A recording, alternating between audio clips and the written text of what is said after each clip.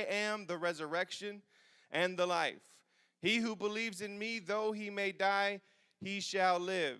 And whoever lives and believes in me shall never die. Do you believe this? Now we'll skip down to verse 41, and we'll finish off there. Then they took away the stone from the place where the dead man was lying, and Jesus lifted up his eyes and said, Father, I thank you that you have heard me.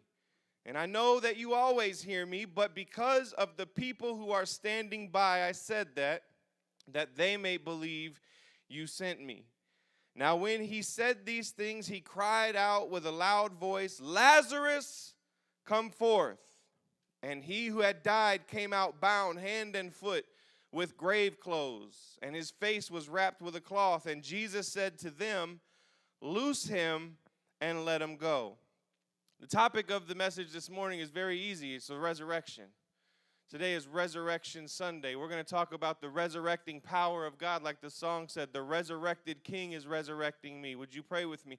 Father, we ask that you would bless this time together, that we would hear from you, that you would speak to us each in our own way. God, let us hear a revelation from your word this morning. Use me as only you can to share your word with clarity and with power. In Jesus' name, amen. What's important to know is that the power of the resurrection is found in the person of the resurrection. Through life and ministry, Jesus identified himself as the embodiment of many statements. He said he's the light of the world. He is the good shepherd. He's the bread of life. And we've talked about these things throughout this series. All of these different areas speak to living a good life. And this allows Jesus to help us where we need it most. He gives us vision as the light of the world. He gives us provision. He provides for us as the bread of life, and he guides us as the good shepherd. These are the ways Jesus is helping us in this current life. But Easter Sunday is so much more than just chocolate bunnies and Easter egg hunts. If we buy into what everybody else says that Easter is, then we miss the very important truth that it is about a resurrection. It is about a resurrected Jesus who has the power to reach all the way from there to now and to resurrect us from the dead that we live in. The life that we live, we walk, that every day we live separated from God at times, and Jesus is right there to pull us in and to resurrect us and give us new life. That is the message of the Bible. That is the message of Easter. And I will admit, it's a little bit crazy if you're just coming into this to think that there was a man who died and then he just got up in a few days. And I've seen videos of it in church services when they'd bring people in and they'd pray for them for hours, and then they were dead when they got there and they were alive when they left it. But I've never seen it. I've never seen it like with my own eyes. Every part of me knows that it's true and that God does that and can do that even to this day. But I really want to see it. I got to be honest. I want to see somebody. Now, I will tell you this. If you roll in a dead body, we're going to have a discussion about the things that you bring to church, okay? You might need to think about that. Now, if something happens while you're in church, then we have the opportunity. But, I mean, if you wheel in somebody, if you bring the gurney in and sit them right here and say, okay, here's my prayer request, we're going to have a conversation about what you bring to church. But having to see it with my own eyes, that is the enemy of faith. Because by faith, I believe the resurrection statement of Jesus. By faith, I believe what the Bible says. And while I've never witnessed a true resurrection of the dead, I have been close. I have seen people healed who were all but dead.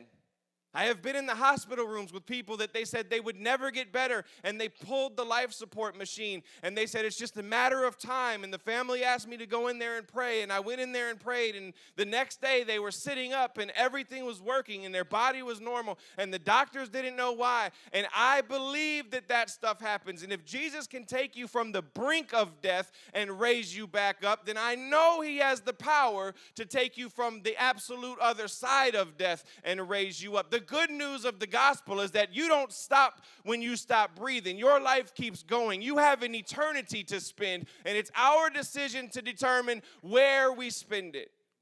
Do we spend it with the resurrected Jesus who died to save us? Or do we spend it separated from God because I want to enjoy what I want to enjoy when I want to enjoy it with who I want to enjoy it with?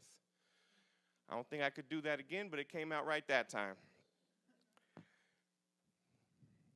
Now, any of y'all that know me or have been here long enough know that we're Florida people. We come from Florida. And you know my opinion on Florida. Everybody wants to go to Florida. It's so nice. Let's go to spring break. Let's go to the beach. And if you have heard me, then you know that I believe that Florida is trying to kill you every minute of every day. If it's not the sun trying to give you cancer or the sharks trying to eat you when you're just relaxing, enjoying a leisurely day at the beach, or alligators while you're fishing, something is always wanting to destroy you in the state of Florida. We see the beaches. Oh, they're so nice. Let's go get a picture of the sunset. We see the palm trees, and we see all that stuff, and it looks good on the postcard, but there are some things that the postcard don't show you. You don't see the sharks that are all over the beach. When we went down for Pastor Josh and Stephanie's wedding, we went to the beach one of those days. We'd already been up here for a year, so we went back. We was like, let's go to the beach.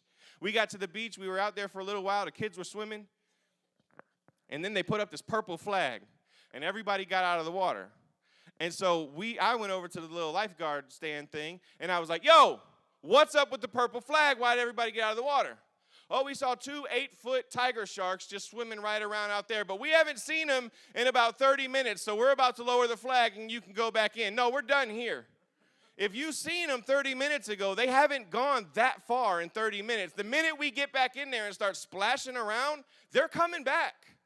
No, thank you. I'll pass. You don't see the stuff that hides in the palm trees. You know, I was standing next to somebody when I was young. I was a teenager, and we was at the park, and I was standing next to somebody under this palm trees because they're everywhere. I don't know if Tim was there or not. And all of a sudden, this big, gigantic, I'm taking some liberties with the size of this thing, this humongous anaconda, bright yellow thing, fell out of this palm tree and landed around the neck of the person I ran. I left him to die. I was not staying there. No, sir. Were you there for that? Okay, no, I don't want no part of that. And then you don't, like I said, you don't see the effects the sun has on your body, and you go down there and it's all good. But I've gone through and had the procedures to remove the skin cancer from my body. So, again, hard pass. But I want to show you what Florida looks like. Go ahead and show them what Florida looks like. That's the real depiction of Florida. That's what it really looks like. It's all fun when you're visiting. But when you live there, that's about where you got to live because it's so expensive to live in Florida. You got to deal with it. So that's what I think. But, okay, we can go on from there. So especially after the whole palm tree, the snake falling down, I was gone. And I don't like snakes anyhow. So while I was down there, I surveyed, and when I was surveying, we happened upon this big snake. Now, this is as close as I get to a resurrection story, okay? We happened upon this big rattlesnake. It was an eastern diamondback rattlesnake. We measured it. It obviously didn't make it through the story because we measured it. So, and it was just under 6 feet long. So it was just about as big as I am, and it was enormous. And the long story, we'll make it a little shorter. The snake tried to hurt somebody, and Florida has a stand your ground law, so the snake died. Don't call PETA. Don't call PETA. I don't want to hear it. It had to happen. No, I did not eat it. You're disgusting. Oh, my gosh. After this happened, I decided I wanted to keep the snake skin. So I was like, okay, this is going to be fun. I am not remotely outdoorsy, so I didn't even want to touch the snake. So I'm like holding it like this. This thing doesn't never work. I'm holding it like this. I'm like, let's go skin it. And they're like, you're going to skin it? In fact, I called my father-in-law, and I asked him, what's the best way to skin it? He goes, well, I'm not going to tell you what he said. Basically, what he said was you have to cut around the neck area and slice down the middle and then peel it. Now, I thought snakeskin was very fragile. It's not. You could step on that and pull but that's not what I did. And so what he said was, I have to tell you for the story. So if you're sensitive to this, don't listen. He said the best way to do it is to nail its head to the tree And then it hangs there, and then you can pull and you can do what you got to do. I'm sorry that that's what it had to be, but that's what it had to be. And my problem was his capo was detated, so I could not do that. I could not nail his head to a tree. So I said, we're going to have to go with plan B. He said, okay, then what you do is you just put the knife, make sure it's a real sharp knife. You put the knife all the way by the rattle, and you just run it up the inside, and then you skin. This is a wonderful story for Easter. I'm so glad that you guys came to tune into this. And so I did it. I did it, and I was excited. I was proud of myself because I did something somewhat like manly, and I don't do that. I don't fix stuff. It's just not my thing. And so then he called me back, and I answered the phone, and I was like, I got it, like, celebrate with me.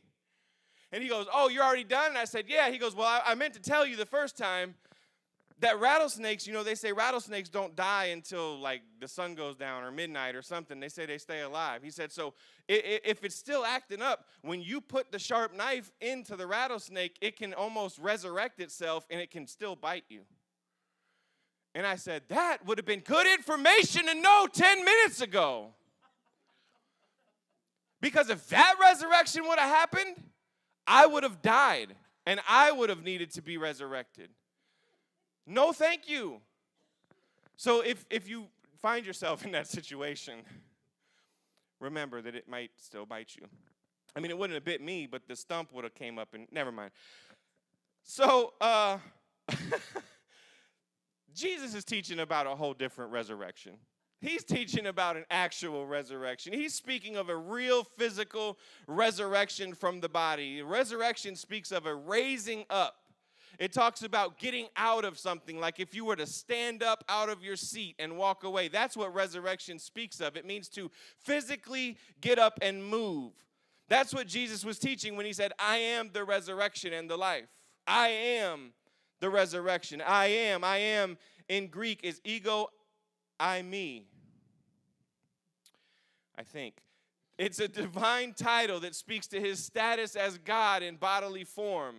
It means to be present or to exist. What Jesus is saying is the same thing it says in John chapter 1. In the beginning was the Word, and the Word was with God, and the Word was God. He's saying, I am. I've always been. I was in the beginning. I am now, and I will be in the future. Jesus does not change. In the beginning, Jesus is. In right now, Jesus is. Tomorrow, Jesus is. Revelation 22:13. Jesus declares, I am the Alpha and the Omega, the first and the last. The Hebrew writer says in Hebrews 13:8, Jesus Christ is the same yesterday, today, and forever. He's making no false statements about the message. He is letting them know for sure, I am the resurrection and the life. I am the resurrection and the life, which is important to know since they're standing in front of the tomb of a dead friend.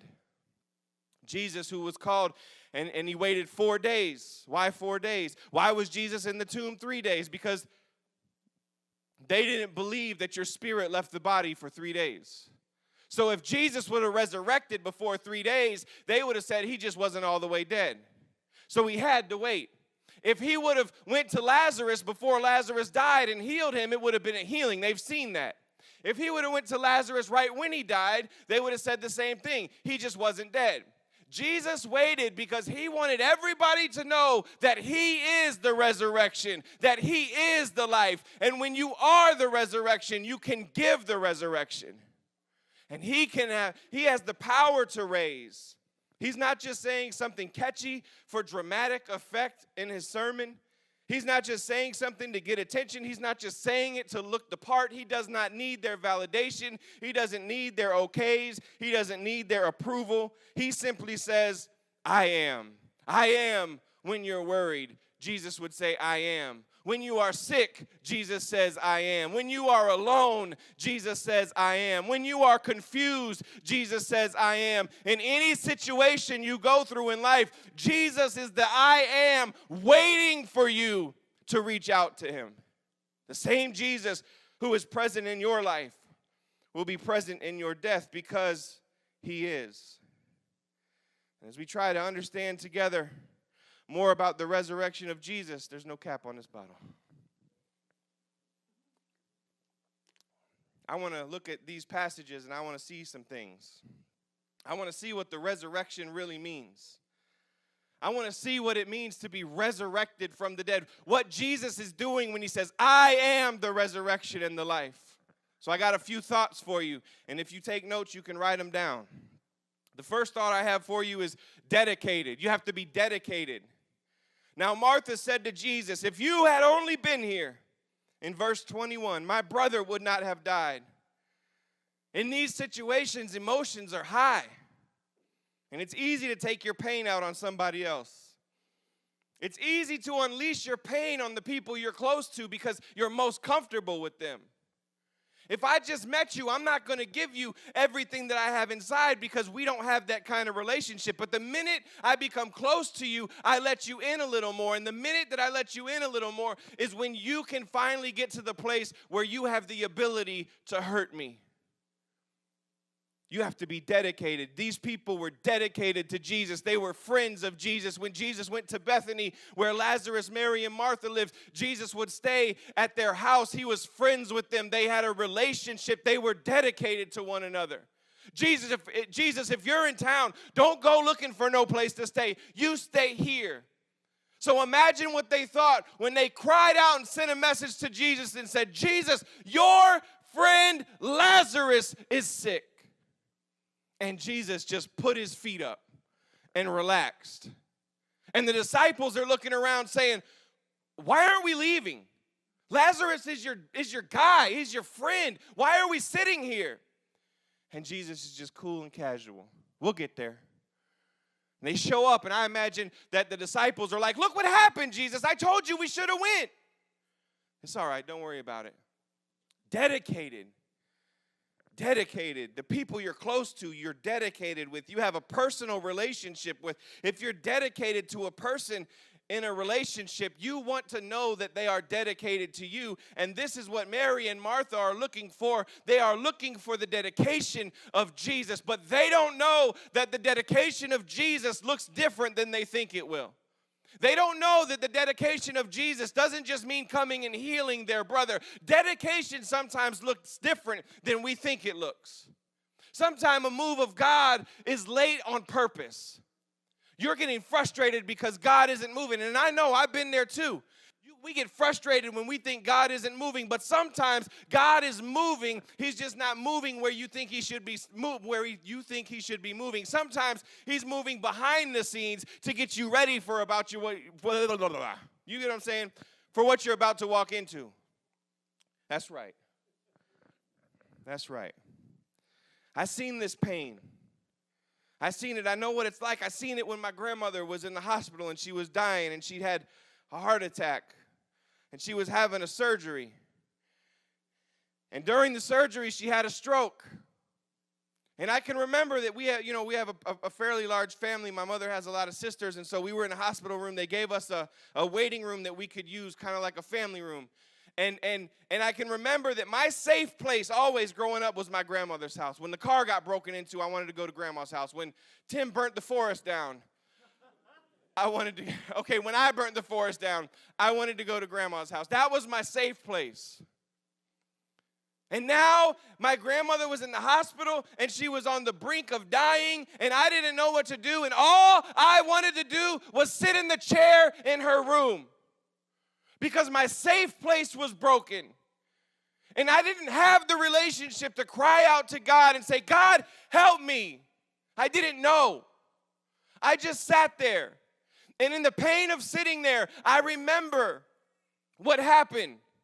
In the pain of sitting there, I remember hearing fighting and bickering and yelling and nonsense. I remember all this stuff going on because everybody was close and everybody had a relationship. I know the pain that you feel when you're losing somebody that's important to you, yelling and screaming at each other, not because it was anybody's fault, but because the pain was so real. Losing a personal relationship can put strain on other personal relationships. Parents who lose a child, they blame each other. It's your fault. A child who loses a parent and blames themselves. If I had been there more, maybe this wouldn't have happened. The reality of loss is more powerful when the relationship lost is more personal. How many people know what it's like to blame God when the loss comes in? We get like Martha real quick. It's your fault, Jesus. If you had been here, this wouldn't have happened. How could you leave us when we needed you the most? If you really cared, you would have been here. You sat over there doing what you wanted to do, and my brother died, waiting for you.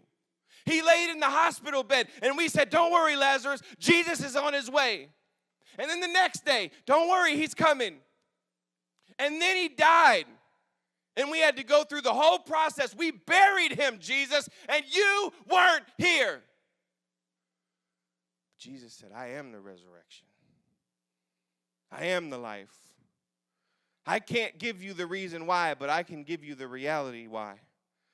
We live in a fallen world. Death happens because sin happened. Disease happens because sin happened. It wasn't meant for us, but we have it now, and we have to decide to be the best that we can be. I don't want to live a defeated life and then go stand in front of Jesus at my judgment and then continue to live a defeated eternity. I want to be victorious. I want to be resurrected with God. And if I want to be resurrected then, I have to live resurrected now. I have to live what I want to see later. I have to give Jesus everything because he already gave me everything. Don't let your crisis keep you from your Christ. The second thing about the resurrection is that it's definite. It's definite. Jesus said to her after her temper tantrum, your brother will rise again. This is a fact. And she responded and she said, I know he'll rise in the last day. But I called you because I wanted him now. It was too early for him to go. Now he's gone. I know he'll rise then. I want him now. She was upset, rightly so. You know, she was offended. She got all in her feelings because Jesus wasn't there. How dare you, Jesus? Now, I know that y'all ain't never been like that, but I have. I can be honest with y'all, and I can tell you I have. She was so focused on what she lost that she couldn't see what was standing in front of her. She was so focused on the fact that he was late that she couldn't focus on the ability he had when he got there. We can't let our pain stop us from seeing God's promise. Yeah, you've been through some stuff. I know, I get it. It's hard, and I know you don't want to let it go. I know it's tough to get past. I know that should have never happened. You didn't deserve that. I get it.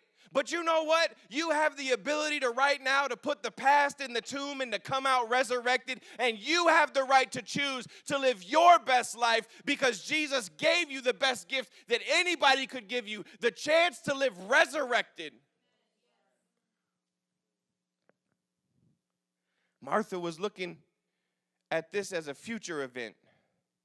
And Jesus was trying to give her a right now resurrection. Why do we limit ourselves from a right now resurrection? Not just of the body, but a right now resurrection in every area of our life. Resurrected hope, resurrected love, resurrected faith, a resurrected future. Why do we limit Jesus based on what we think he's doing instead of letting him move? The resurrection is far more than just what happened to Jesus. The resurrection is far more than just what happens in death. The resurrection affects your life now, every day. You choose to get up and live resurrected, or you choose to stay defeated and be a victim. The way has already been paid. The choice is ours to make. I won't wait until tomorrow because I want a now resurrection. I want a now resurrection in my life, a now resurrection in my family. I want to see a now resurrection in my children before they even start acting real crazy. Isaiah's on the borderline of getting smacked around a little bit, but before they start getting real crazy and out of control, I want to see a now resurrection in their life. I want to see a now resurrection in their future, a now resurrection in their ministry. I don't want them to waste one day of their life like I did, waiting for a resurrection that was always there for me. They've known about it. This is not an idea, this is a fact. It's a definite fact of life that Jesus died to give. When we don't live resurrected, we allow what he did to be in vain. He already gave his life. It's already done. He already paid the price. It's already done. Let me show you some stuff. Let me show you some stuff.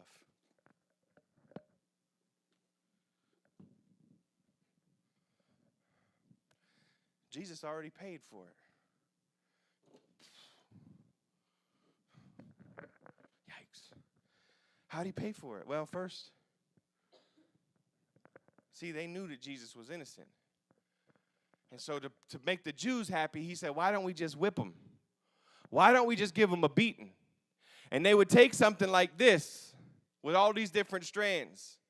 And all these different strands would have chunks of bone or metal or stone tied into the end of them. And then they would put them on the post. And then they would just give them up over and over again. And if the Jews did it, they had to stop at 40. They couldn't whip somebody no more than 40 times, so they would usually stop at 38 or 39 just in case they miscounted. They didn't want to break their law. But the Romans had no limit. The Romans could just beat and beat and beat until there was nothing left to beat. They beat him with a rod. They beat him with a whip. And then they got this joker out and they started beating him. I read a medical report from a doctor that said if the biblical description of Jesus really happened today, it would be the same thing as being filleted like a fish while you were living. They beat him over and over and over again. It's part of the payment. But then they took these big old long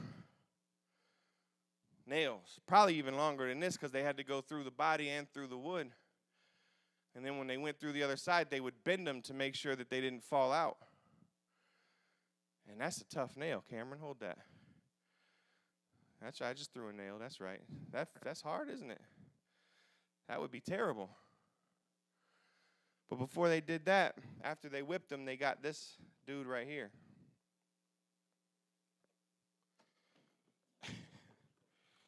And I'm going to be very careful because it's very real. It's made from the same thorns that they would have put on their crown then. It's from the same place. There's a little certificate in there that tells you. And they took this crown right here because he said he was the king. And these are sharp. You want to see him after church, you come up here and see him. And you understand the price that Jesus gave. I'll leave the stuff up here. I'll leave this up here. I'll leave the whip and the nail up here. And you can come look at him after church because you cannot have Sunday unless you have Friday. You cannot have a resurrection unless you have a death. And they put this crown on Jesus and said, oh, you're the king? Here's your crown. And they mocked him and they beat him up. And there was no doubt who was in charge. The Romans were in charge. And they said, we're going to win this battle. But they knew he was innocent. So they tried to limit it to that. And then they said, okay, he's beat. And they brought him out there. And they showed him. And they still said they wanted more. They still said, crucify him. And so they gave him over to the Jews to do what they needed to do. He already gave his life for us. All we can do for him is give our lives back. All we can do for him is to live the life that he paid for. Come up here and see it after church and understand that that's the pain that Jesus went through so that we could live a good life, so that we could have the best case scenario, so that we could understand the true love of God. There is no love, greater love that doesn't exist than for someone to give his life for a friend. Jesus called you friends when he gave his life for you.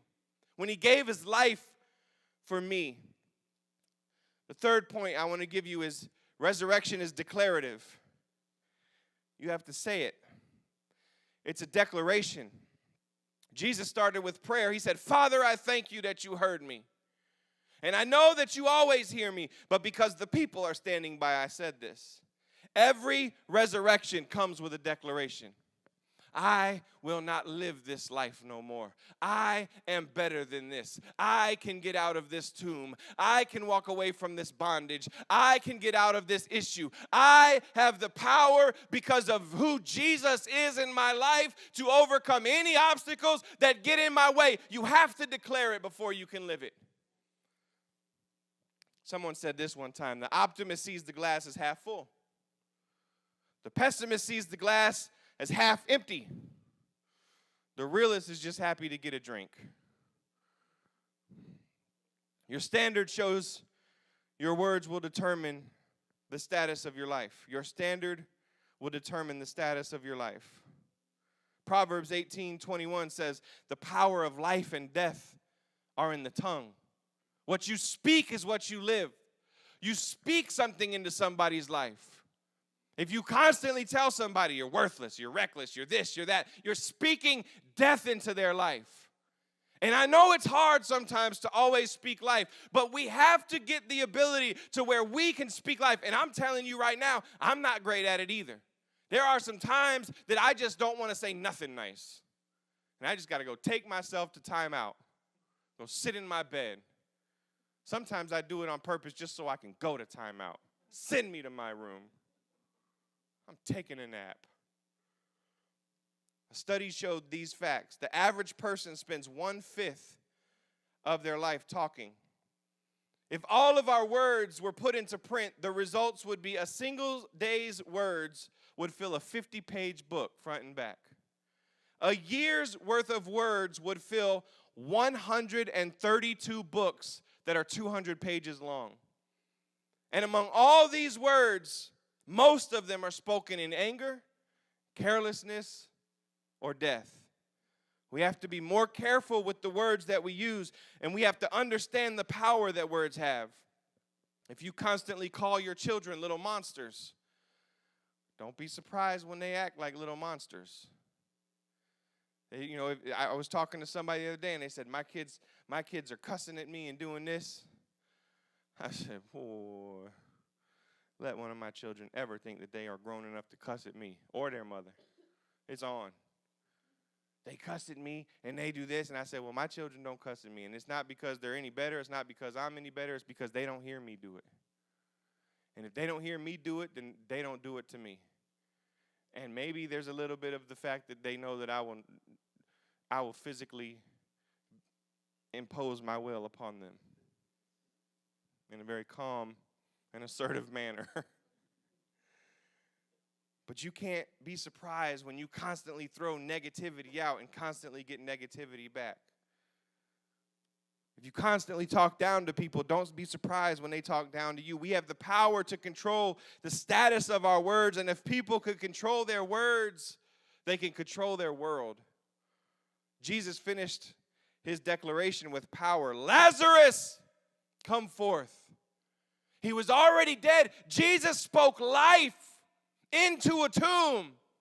Sometimes you have to call out life in places you don't see it. You know how I know this? Because this is what Ezekiel did. Ezekiel showed the resurrection in chapter 37 when God came down and he said, prophesy to these bones. He said, speak to these bones. He was in a valley full of dead soldiers, dead people. There was bones everywhere. And God said, can these bones live? And Ezekiel said, you know, Lord. And he began to pray and he began to speak to the bones. And the bones began to rise up and flesh started started to cover them again. And then as Ezekiel was praying and declaring the power of God, he said, now look. And he turned around and looked, and there was an army behind him. You have the power inside of you to raise up an army.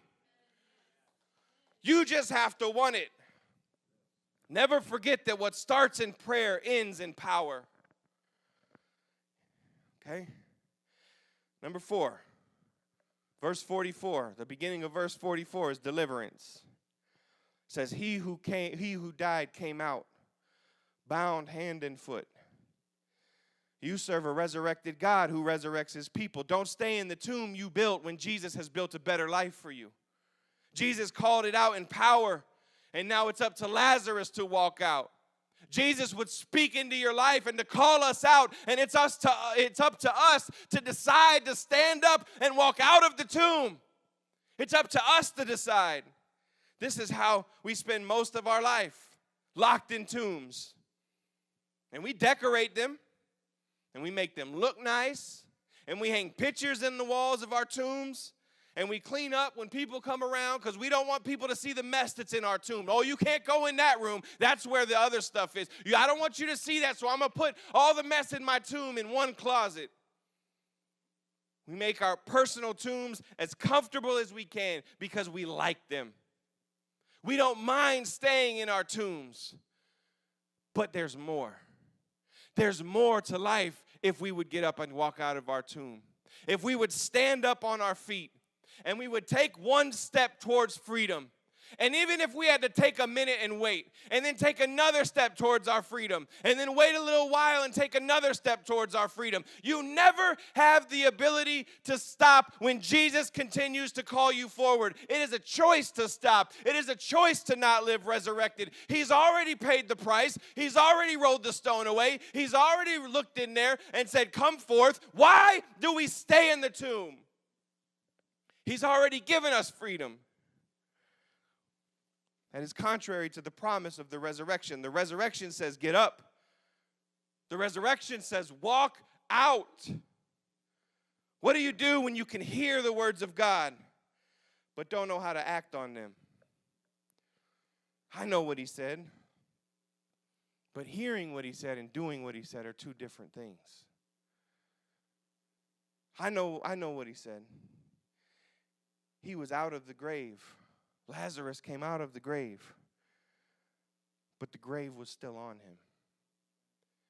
Is it possible that you are walking around out of your tomb, but letting the tomb still live on you? Is it possible that you're halfway resurrected, but you like the tomb closed, you like the grave closed? The last thing is the end of verse 44. It's dominant. The resurrection is dominant. Jesus said to them, loose him and let him go. Because what we do, you can turn the music on. What we do is we leave the tomb and live in the grave clothes. But the resurrection is dominant. It doesn't just stop when you stand up. It doesn't just stop when you walk out. It is dominant, and it changes everything around you. The resurrection has no limit. It has no start. It has no end. When God says get up, you live in the promise of God. Oh, you're out. But you still hold on to the reminders of what it was like to be in. I'm out of that marriage. But I don't take my ring off because I like to remember the tomb I was in. And then when people come and they say, aren't you out of that detrimental relationship? Yeah, but it's just such a nice ring. But that's not it. You're afraid. Because it's harder to walk in freedom than it is to walk in bondage. When you got somebody always there saying, do this and do that, it's easy to know where you're going. But Jesus said, come out and take off the grave clothes. He told the people around Lazarus, it's not just the pastor's responsibility to take off the grave clothes. Look at the scenario. Jesus is the pastor. The church is around. And I bet you that everybody that was around knew that Jesus said, roll the stone away. And there was probably a crowd gathered because they know who Jesus was and they know that Lazarus died. They went over to the tomb and they was like, it's about to go down. Go get your mama and them because we're about to go on over here and we're going to see what Jesus is going to do. And he said, roll the stone away. They said, oh, don't go in there. It smells bad in there. By now, Jesus has been 4 days. Do you know that Jesus doesn't care about the stinky things in your life? If you open the tomb to him, he'll call you out of it. Oh, you don't want to go in there. Roll the stone away. Lazarus, come out. And Lazarus came out. I don't know how they wrapped him. I don't know if he was like hopped out or if his legs were independent and he could, well, I don't know. But they already had gone through the process of getting him ready for the grave. They already wrapped him. That he was already done. And when he called him out, he still had the grave on him, even though he made the decision to walk out.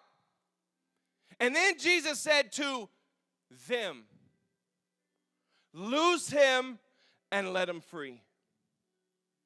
Loose him and let him free.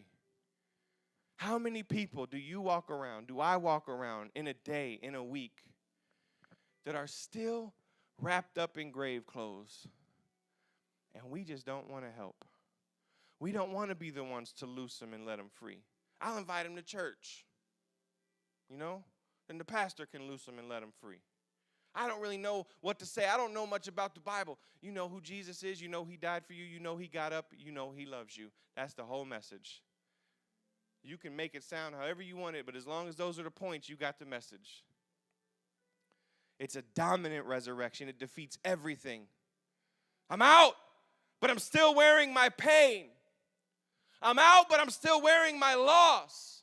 I'm out, but I'm still wearing my anger. I'm out, but I'm still wearing my resentment. It's easy to receive the resurrection. It's not so easy to remove the reminder. Is it possible to be completely raised and not completely free? Yes, it is. The resurrection is the new beginning of an old past. Jesus is responsible for the resurrection. We are responsible for the rest. He's already got us up. He's already called us out of our grave. Now iron sharpens iron. We are here for each other. You need something. I told the class on Wednesday, Angie's not here today. She had to have a procedure this week. And if you know Angie, you know who I'm talking about. But she called me. She said, can you have the church pray for me? That's iron sharpening iron. She's out of the tomb. She's walking. And now she needs us to help loose her and let her free. She's calling on the people to help her. That is how we build each other up. Do I have to go to church to be a Christian? No, but it sure helps. Chastity read something that said, you don't have to have a parachute to jump out of a plane, but it helps. And we live locked up when we should be free. I can now be who God called me to be because of the dominance of the resurrection. And it doesn't matter what people say. I'm resurrected. And it doesn't matter where I'm from. I'm resurrected. It doesn't matter how I look, and it doesn't matter how I talk. I might not have the best speech pattern, but I'm resurrected, and God is working on me. And as long as I keep allowing the grave clothes to come off, I'm constantly living more and more resurrected than I did the day before. You are called out. Now is the time to get free from everything. I'm going to close with this. I believe in the resurrection that Jesus gives. Not just for me, but for the people that I lost. For friends and family. Maybe you've never experienced loss, but I doubt it. I bet you everybody in here at one point or another knows what it's like to lose somebody important. Knows what it's like to lose somebody special. The resurrection is not just for me. It's for everybody, but there's a catch. You have to receive that resurrection. You can't wait until the end of your life and you stand in front of God and you stand in front of Jesus and you say, okay, I'm done. My life's over. Game over.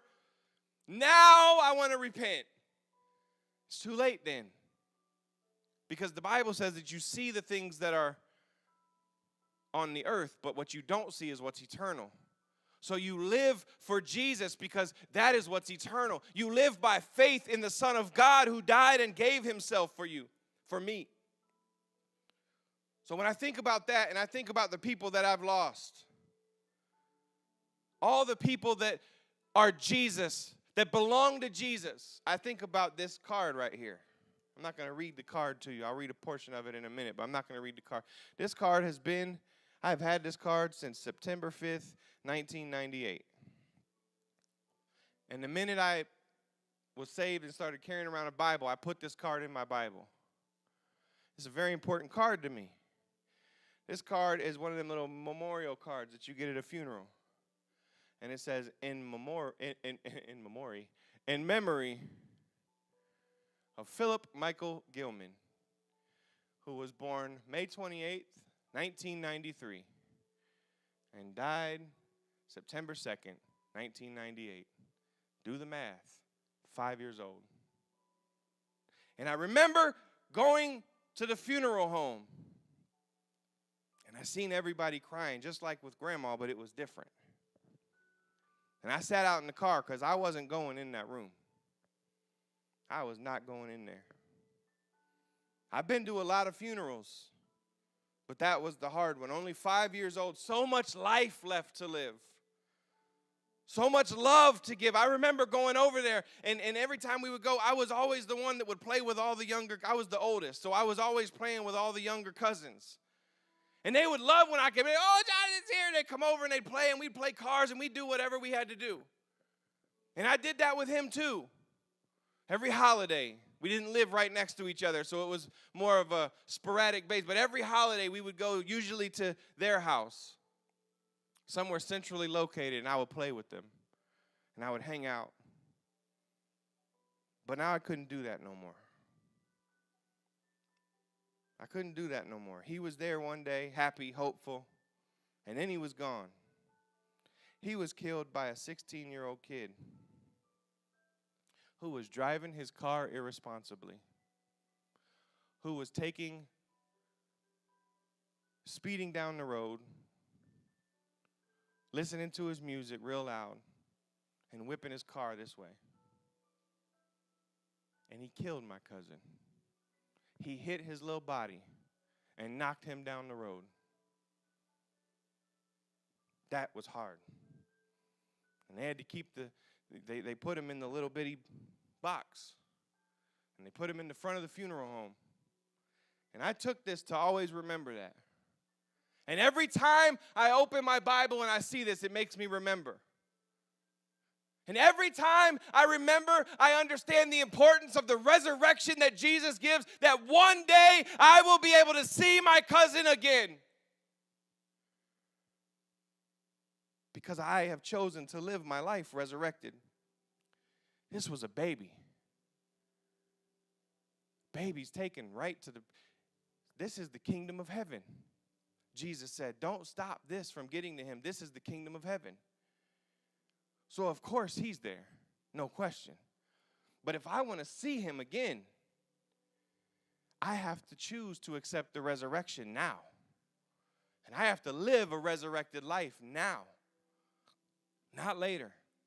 So after the 16-year-old kid that was reckless driving killed my cousin, and I went to the funeral home, and everybody was inside, and I stayed in the car because I wasn't about that. And then everybody was leaving, and the cars were packed up, and I sat there.